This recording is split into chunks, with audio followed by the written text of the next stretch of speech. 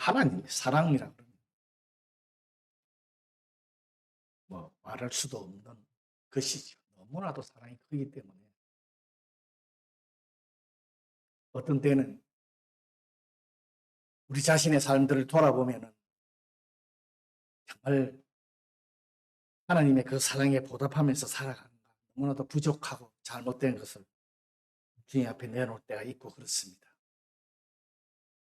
오늘은 하나님께서 우리들을 너무너무 사랑하셔가지고 성령님을 보내준 것을 기억하면서 그 은혜에 감사하며 예배를 드리는 성령 강림주일입니다. 성령은 구약에서는 거룩한 영이라고 되어 있고 하나님의 신, 하나님의 영으로 나타내고 있습니다. 이 성령 하나님은 창조주 하나님의 영으로서 성부, 성자 하나님과 함께 이 천지를 창조사에게 함께 하셨던 분입니다. 그리고 신약에서는 성도의 구원을 이루고 완성하실 보혜사로 성도 가운데 예수 그리스도 믿는 사람들 가운데 임재하시는 분이십니다. 성령은 그리스도를 영접하고 하나님의 자녀가 된 자에게 하나님의 영이 임하셔서 성도를 지키고 보호하고 구원을 완성할 수 있도록 이렇게 도우시는 분이시죠. 성령 하나님에 대해서는 너무나 여러분 잘 알고 계십니다. 성령이 강림하신 날은 예수님의 십자가의 부활로부터 50일이죠. 50일 후라고 오순절이라고 그러죠. 예수님께서 십자가에서 부활하셔서 40일 동안 부활하신 몸으로 제자들과 많은 사람들을 만났죠. 그리고 나서 40일이 되는 날 하늘로 부활 승천하셨습니다. 그리고 10일 후에 보혜사를 보내주시겠다는 약속으로 성령님이 왔다고 사도행전에 보면 이 장에 기록이 잘 되어 있습니다. 너무나 잘 알고 있습니다. 예수님께서 성령이 우리에게 임하면은 성도들에게 너무나도 유익할 것이라고. 성령이 성도의 마음에 임함으로 해서 우리 성도들이 너무나도 유익할 것이라고 요한복음 14장 16절 17절에 보면 기록되어 있어요. 우리가 하나님의 영을 소유한다. 즉 그리스도를 소유한다는 것은 하나님의 능력이 아니고서는 이루어질 수 없는 것입니다. 하나님은 본질상 영이시다. 그래서 사람들 안에 거하시며 성령을 통해서 일하신다. 너무나 잘 알고 있습니다. 여러분, 성령이 성도에게 임하는 것은 말씀이 육신이 되어서 이 땅에 오신 예수님의 탄생하고도 정말 이 사건과도 똑같은 사건으로서 정말 놀랍고 신비로운 사건입니다. 근데 이 사건을 우리 눈으로 직접 보지를 못하니까 이것을 잘 느끼지를 못하고 이해를 잘 못합니다. 여러분, 교회가 시작된 것도 성령께서 성령 충만함으로 강권적으로 역사하셔서 시작됐습니다. 그래서 신약 성경을 보면 믿는 자들 가운데 나타나는 성령의 역사들이 많이 나타나고 기록되어 있습니다. 그래서 사도들이 성도들에게 성령의 충만을 받고 성령의 열매를 맺으라고 교훈하는 것은 성도들이 하나님 신에 감동되어서 성도 자신 안에서 살아계신 그리스도를 경험하며 살라 그런 교훈이 있습니다. 우리가 성령님이 나와 함께 하신다는 것을 여러분 경험하면서 사셔야 돼요. 성경을 보면은 하나님의 신에 감동되어서 하나님의 거룩한 사역들을 감당한 믿음의 용사들이 많이 나타나 있습니다. 그러므로 오늘날도 하나님의 역사는 성령의 충만함을 입은 하나님의 백성과 믿음의 용사들을 통해서 나고 있습니다. 그런데 한 가지 우리가 꼭 알아야 할 게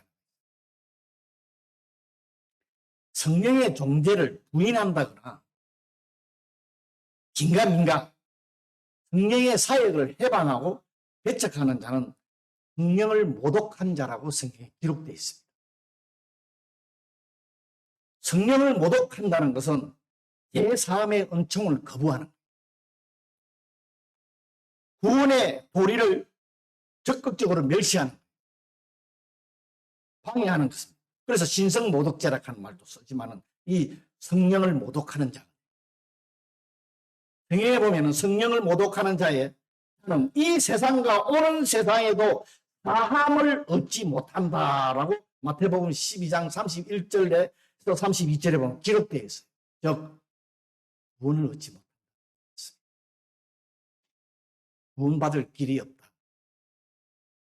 여러분, 우리에게 구원의 길을 마련해 주신 분은 하나님이시고 구원을 성취하신 분은 예수 그리스도시고, 그리고 그 구원이 인간 각 개인에게 적용시키시는 분이 성령 하나님이세요.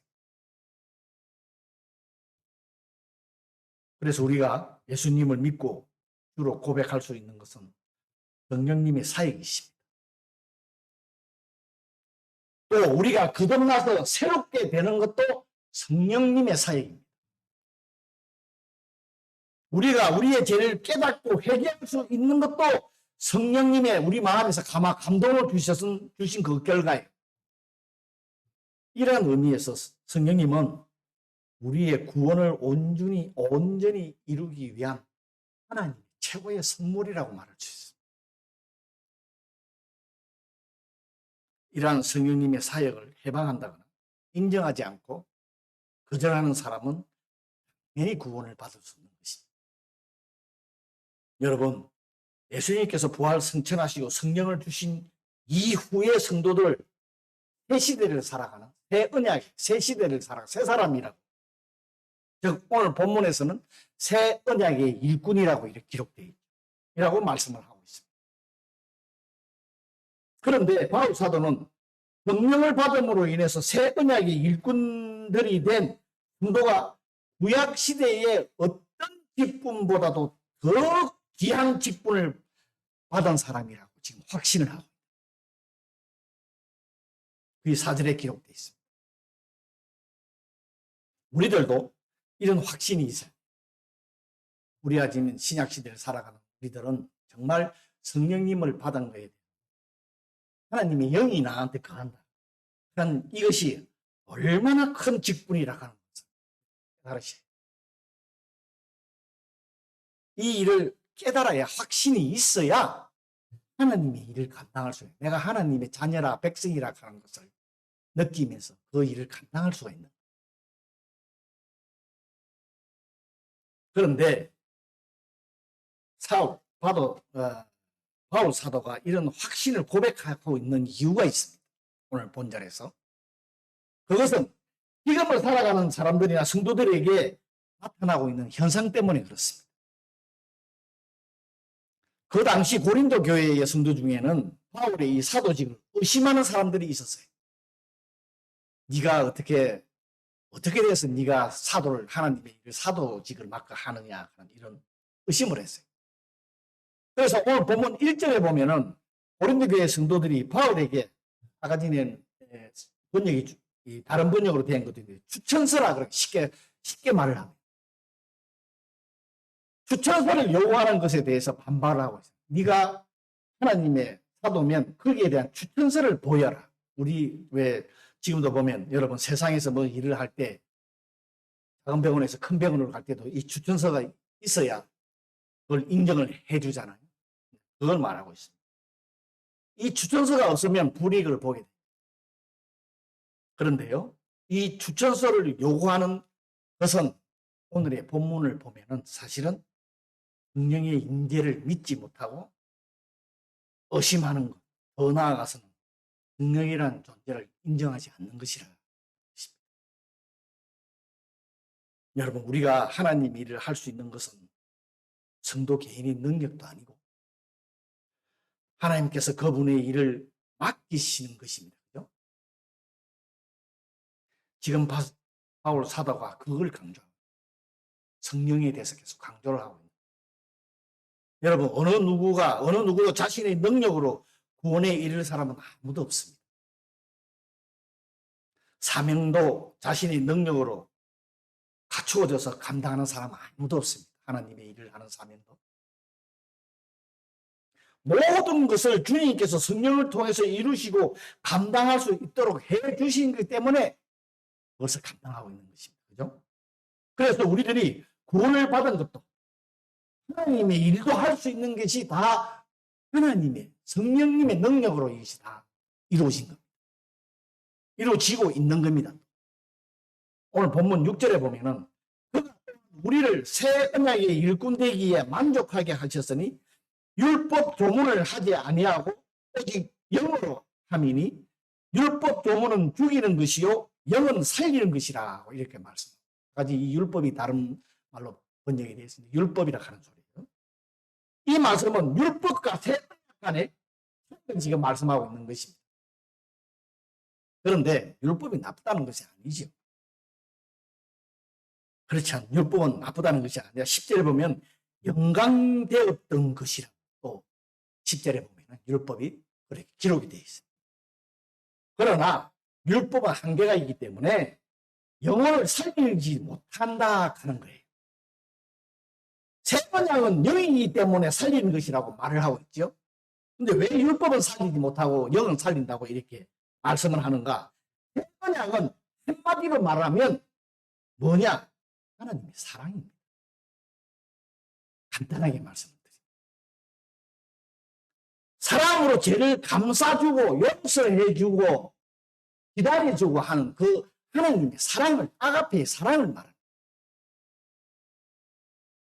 그런데 율법은 죽이는 것이라 이것을 우리들이 올바로 깨달아요. 우리가 새 언약의 시대를 살아가면서 너무 율법에 치우쳐 살다 보면은 우리들이 또 그 모습에 치우쳐서 살아가는 게 있습니다. 우리 예수를 믿는 분들도 너무 많이 보면 저 자신도 그런 게 있어요. 율법적인 게 있어요.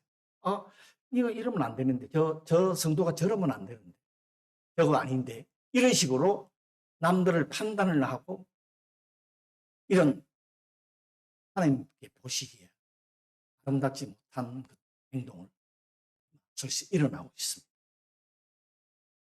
일본 성경에 보면 율법을 갖다 글로 된 것이라고, 문자로 된 것이라고 이렇게 표현이 되어 있어요.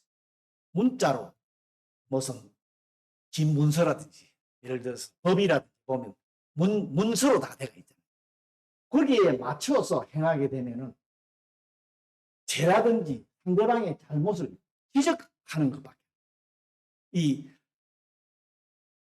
자비라 하는 게 없었어요. 용서라 하는 게 없었어요. 기다려준다 하는 사랑으로 보아 안는다 하는 부분이 없어져 버려요. 이 문자로 되어 있는 것은. 지금 그 얘기를 하고. 우리가 율법에 치우쳐 살아가게 되면은 남을 사랑하기보다는 판단하고 정죄할 수밖에 없습니다. 지금 그 말씀하고. 그래서 상대방을 판단하고 정죄하는 것에는 그 판단하고 정죄를 하다 보면 상대방의 변화를 시킬 수가 없어요. 상대방이 변화가 일어나지 않는 나쁜 부분을 지적을 하니까. 그런 이 지적하는 데는 그 상대방을 변화시키는 능력이 없다는 거예요. 쉽게 한마디로 말씀을 드려요.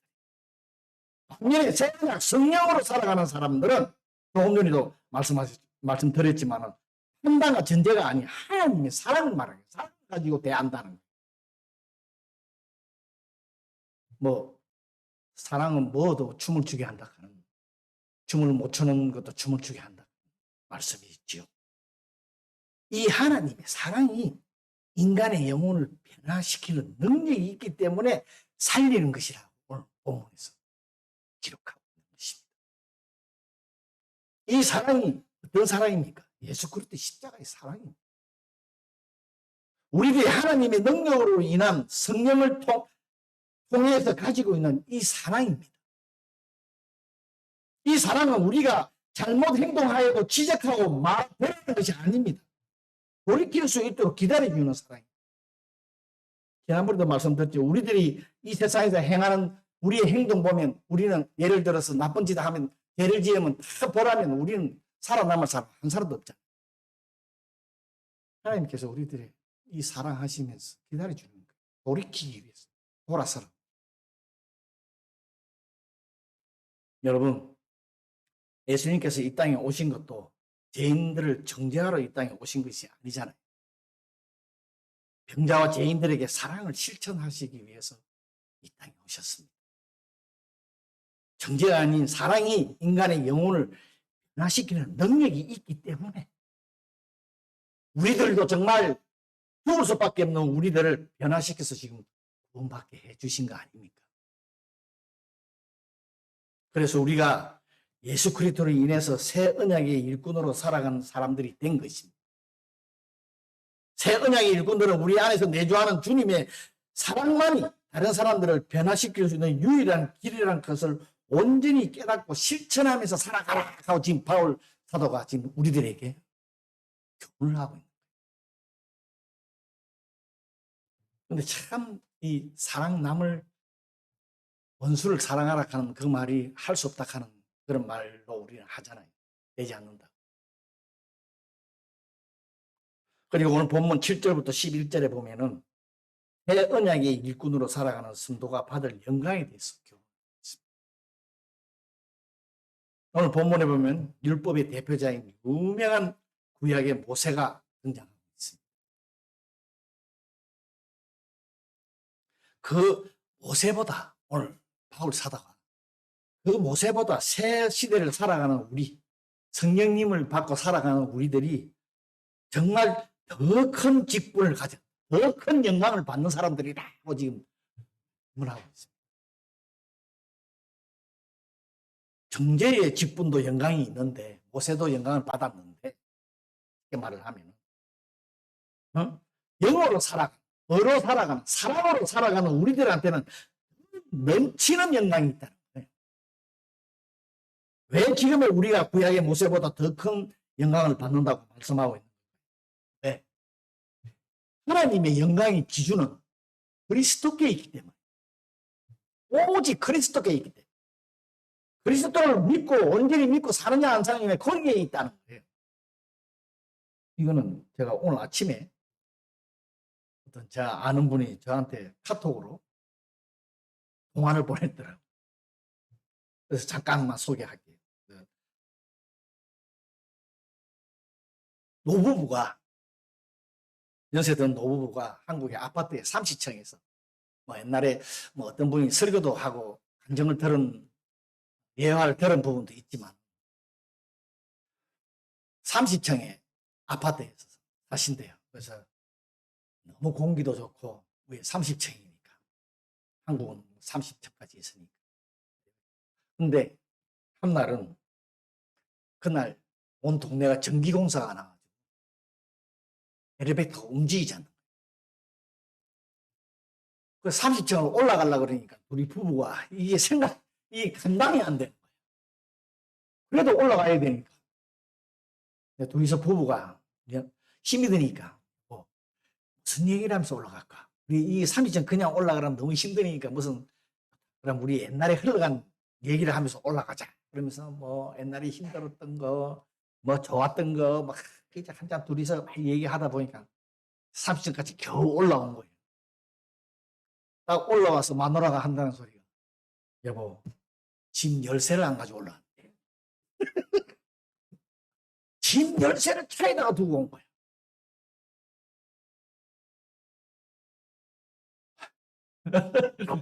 누가 내려야 되잖아. 그러면서 물론 내려가서 정말 앞에 캄캄하죠. 그 30층을 내려갔다 올라오려고 그러니까. 그러면서 생각이 떠올란 게 우리의 모든 것을 열 수 있고 우리가 하나님으로부터 모든 것을 받고 응답받을 수 있는 것은 그 열쇠가 아니라 그 열쇠가 되는 예수 그리스도라는 걸 깨달았다. 우리는 이 세상 일 때문에 힘들어하고 있지만은 우리가 저 천국에 가기 위해서 우리한테 모든 열쇠를 우리한테 지어주신 분이 예수님이라 하는 깨달았다 하는 그런 감정을 오늘 아침에 동화를 전하는데 보냈더라고요. 그래서 오늘 설교하고도 관련이 있어서 지금 제가 왜 하나님의 영광의 기준은 여러분 그리스도에 있습니다. 하나님은 우리가 그리스도를 믿고 그분 안에 사는 것을 지극히 흠하고 말씀하시는 그만큼 우리가 그리스도 안에 있는 게 중요합니다. 성령님을 가지고 있는 게 굉장히 중요하다니. 이것을 확신하며 실천하며 경험하며 살아가세요. 예수님이 오시기 전에 사람들은 예수님의 보혈이라는 말을, 그죠? 그러나 우리는 주님의 보혈, 은혜, 사랑 전부 다 압니다. 율법이 아니라 그리스도의 믿음으로 말미암아 우리가 의롭게 된다는 그 이것. 여러분, 우리가 예수님을 믿고 산다는 것이 바로 하나님께 영광된 일입니다. 우리가 예수님을 믿고 산다는 그 자체가 엄청난 큰 영광된 일이라니까요. 이 자부심을 가지고 사세요. 오늘 보면 11절에 보면은 없어질 것도 영광으로 말미암은 즉 길이 있을 것은 더욱 영광 가운데 있느니라. 이렇게 바울이 고백합니다. 여러분, 바울이 이 고백을 확고한 소망과 믿음의 확신에서 나오는 고백입니다. 우리가 그리스도를 믿음으로 우리 안에 하나님의 영이 임재하고 있다는 사실을 의심 없이 확신하세요. 그러나 우리가 성령이 임재하시는 새 언약의 삶을 사는 성도라고 해도 이 세상 살아가면서 여러 가지 어려운 고난이 있습니다. 그런데 바울 사도는 자신의 삶을 만족해하며 또 자신의 삶이 영광된 것이라고 고백을 어떻게 그런데도 고백할 수 있나요? 이 고백도 바로 자신의 삶의 근거요, 자신의 삶의 목적이 되시는 예수 그리스도 그 한 분 때문에 그렇습니다. 바울 사도에게는 예수 그리스도가 자신의 삶의 전부였습니다. 얼마 전에 이번 주인가 조진 야구 옛날에 선수였었고 감독했던 나카지마 상이 소천을 했습니다. 89. 아시는 분은 아시겠지요? 예, 그분의 인터뷰를 보니 한다면서 자기가 인생의 야구가 전부였었다. 유명한 그 말을 했지만은 우리 크리스찬한테는요, 예수 그리스도가 전부예요. 지금 바울이 자기는 그리스도를 제어하고 나는 아무것도 설명할 게 없다. 이 말씀하고 있는 거예요. 여러분, 이게 우리의 고백이 되어야 됩니다. 그는 그리스도의 뜻을 따라 그리고 또 그리스도의 뜻을 이루기 위해서 하는 게 그 삶의 전부였어요. 즉 그리스도로 말미암아 새 생명을 얻게 된 바울은 주님의 부르심에 무엇인가를 깨닫고 그 뜻을 이루기 위해서 최선을 다하는 인생을 살았다는 거예요. 여러분, 오늘 이 말씀이 사도 바울의 얘기를만 들리면 여러분 안 됩니다. 또 바울이 이렇게 살았다 이렇게 살은 것이 헛된 것이었습니까? 여러분, 세상의 그 어떤 자격도 지위도 명예도 부도 그리스도가 주시는 영광에 비하면 비교할 바 안 됩니다. 여러분, 우리가 어떤 존재라는 것을 올바로 깨달으셔야 돼요. 그리스도로 말미암아 성도라고 일컬림을 받는 그 존재가 어떤 존재인가를 하나님이 보시기에 어떤 존재인가를 여러분 온전히 깨달으셔야 돼요. 왜 하나님께서 우리를 위해서 자기의 독생자까지도 희생시키면서 우리를 그토록 사랑하셔서 성령을 보내주시고 우리와 영원히 함께 하시겠다고 이렇게 말씀하시는지 여러분 깨달으셔야 돼요. 성령이 성도에게 임하시면은 은사들이 나타납니다. 하나님의 영이 거하기 때문에, 그죠? 성령이 보면 은사가 많이 나타나죠. 그 은사들에서 전부 지금 논할 수는 없지만은 그 모든 은사들은 그리스도께서 오직 그리스도와 그분의 복음을 위해서 살라고 주신 거예요. 그런데 우리 제약된 인간들은 그 은사를 보고 살아갑니다. 그걸 주신 그분, 그리스도를 못 봅니다. 왜 주셨는가? 오직 그리스도와 그분의 복음만을 위해서 사는 것이 우리를 영광 가운데 있게 하는 것이기 때문입니다. 여러분, 그리스도께서 부활 승천하셔서 믿는 자에게 성령을 내려주신 것은 오직 한 가지, 우리를 너무 사랑하셔서 우리들과 영원히 함께 하시기 위해서 주신 것입니다. 우리도 이 십자가의 헌신적 사랑을 이해해야 합니다. 그래야 용서받을래야 받을 수 없는 죄인이 용서받고 하나님의 자녀가 된 것에 대해서 진심으로 감사를 하게 되고 또 그분의 뜻에 맞고 새 언약의 일꾼으로서 살아가게 되는 것입니다.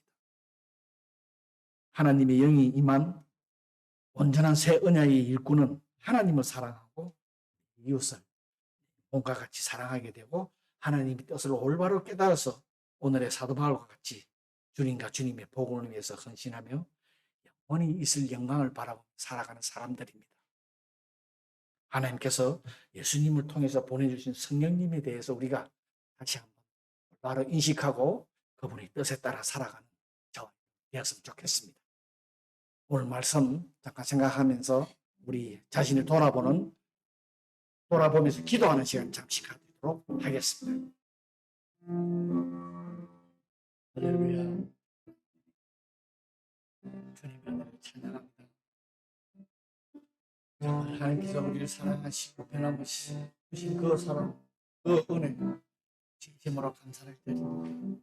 우리가 이 사랑 가지고 살아갈 수 있는 우리에게 축복하시고 역사하여 주시옵소서. 부족하여 주님의 그 뜻에 못한 주님만 그럼에도 불구하고 우리들을 사랑하시는 그 주님의 사랑 축복해 주시옵소서. 역사하여 주시옵소서. 할렐루야. 사랑의 주님, 주님의 이름을 찬양합니다. 정말 우리를 사랑하셔서